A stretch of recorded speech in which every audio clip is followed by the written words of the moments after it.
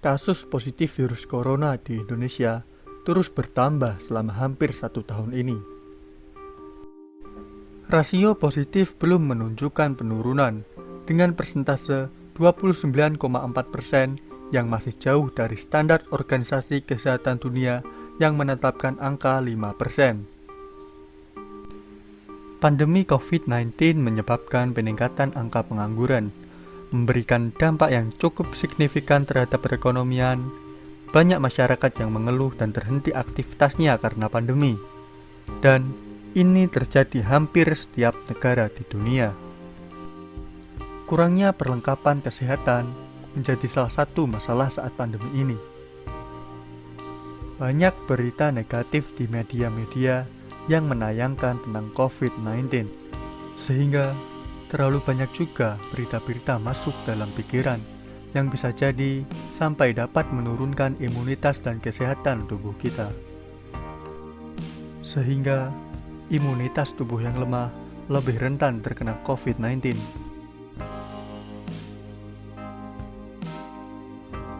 Selain itu, kecemasan juga banyak terjadi di masyarakat. Menurut ahli kejiwaan, Dr. Andri menyebutkan kecemasan ini muncul karena stres yang berlebihan. Gitu. Nah, kita tahu bahwa ada keadaan stres yang berlebihan, maka sistem saraf pusat kita, otonom kita itu akan bekerja terlalu aktif. Ya, simpatis dan parasimpatisnya itu yang harusnya seimbang menjadi tidak seimbang. Sehingga kalau misalnya salah satunya nggak seimbang, terjadilah gejala-gejala fisik yang misalnya seperti rasa seperti sesak, ya, padahal sebenarnya itu perasaan tercekik di leher gitu ya. Kemudian juga jantung berdebar-debar, rasanya kayak orang meriang, seperti itu.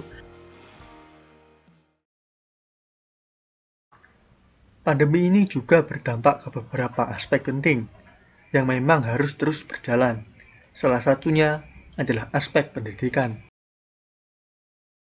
Dalam profesi saya sebagai seorang pendidik, maka kendala yang saya alami dalam pembelajaran saat ini, yang dulunya kita dipersiapkan dalam pembelajaran secara tatap muka, akhirnya kita dipaksa untuk pembelajaran secara daring, maka kendalanya adalah kuota dari siswa, khususnya kuota internet. Menggunakan metode pembelajaran blended learning, yaitu sebuah pembelajaran yang dilakukan gabungan antara pembelajaran tatap muka dan pembelajaran secara daring full, sehingga proses pembelajaran dilaksanakan secara tatap muka proporsional, artinya ada siswa 50% yang dipanggil untuk belajar di sekolah dan ada siswa tetap belajar daring di rumah.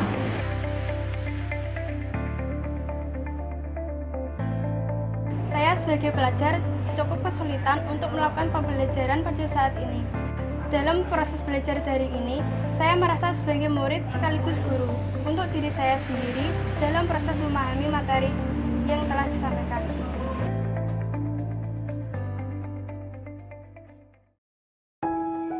Sebenarnya masih banyak yang terdampak dari pandemi ini.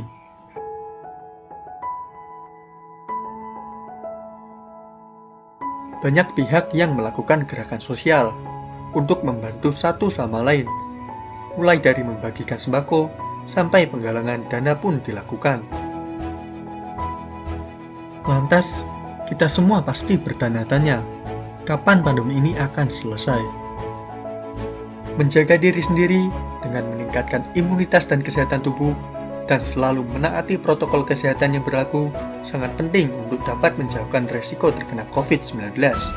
Dengan ini, kita dapat menjaga diri sendiri dan orang-orang terdekat yang kita sayangi.